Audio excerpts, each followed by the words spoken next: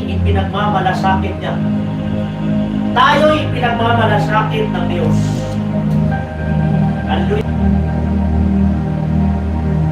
Ating ilagak yung mga mali nating isip, ilagak natin sa Panginoon. Lord, wala akong idea. Wala akong alam. Mali ang aking isip, mali ang aking pakiramdam, aking ilagak sa iyo, Panginoon. Amen? Amen. Then wala po akong magagawa sapagkat ako'y tao lamang, sapagkat ako'y umaasa lang sa iyong kapangyarihan, Panginoon.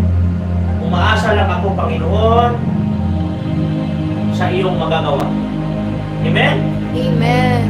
Ating ilagak sa Kanya sapagkat lahat ng kabalisaan natin, ilagak natin sa Panginoon sapagkat tayo'y ipinagmamalasakit ng Panginoon. Amen? Amen. Lahat ng hirap ay dinala niya. Lahat ng pagod, lahat ng karamdaman, dinala ng Panginoon. Amen? Amen. Hallelujah! Amen. Praise the Lord! Ang buhay ay temporary. Buhay sa laman, temporary. Ang lakas sa laman, temporary. Lahat temporary. Pero yung kaligtasan, yung salvation is not temporary.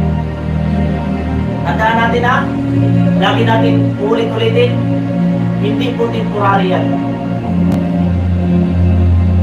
Yung nasa isip mo natin na parang sarap kaya magkaroon ng mga ginto, no? Mga maraming ginto. Sarap siguro magkaroon ng maraming pira. Yung mga isip na yan. Pero hindi mo alam doon sa everlasting life. Mas higit pa dyan. Mas higit pa sa iniisip mo. Mas higit pa dyan sa iniisip mo sa panglupa. Pero yung pang heavenly, higit pa sa lahat. Amen. Amen. Siya ang Diyos, nasa Kanya ang lahat. Kung ang taong may ginto, sino nagbigay sa ginto? Panginoon. Saan ang galing ang ginto? Saan pinimina ang ginto? Na siyang magbibigay kayamanan sa tao. Kaya nga, dito, sa pamamagitan ng tao, pag mayaman ka, yung pira mo, i-invest mo ng ginto. Tapos pag na-invest mo ng ginto, ipatunaw mo yun. Gawin, palitan. Para pag naubos yung kayamanan mo, wala ka ng pira, ibibinta mo siya. Kasi hindi yung masisira eh. Ang pira, pwede pang aanayin yun. Amen? Amen. Saan magaling ang kayamanan? Sa lupa.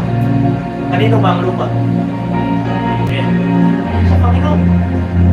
So doon sa kaharian niya, na hindi basta-basta ang nakapasok doon. Walang magnanakaw doon. Walang nag-wrong emotion doon.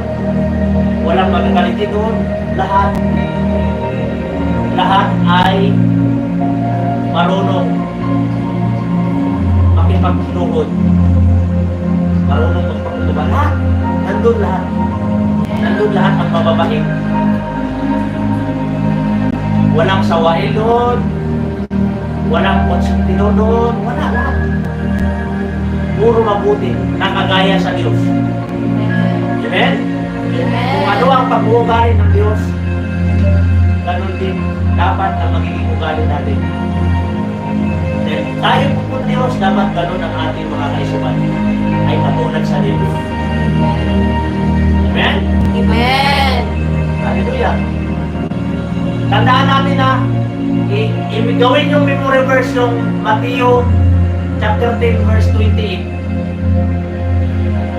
Nakikinig po ba tayo? Amen. Matthew chapter 10 verse 28. Pakibasa. Hallelujah. Yan, gawin nyo yung memory verse. Hallelujah. Huwag mong katakutan yan. Amen? Amen. Ano sabi dyan? And fear not them which kill the body, but are not able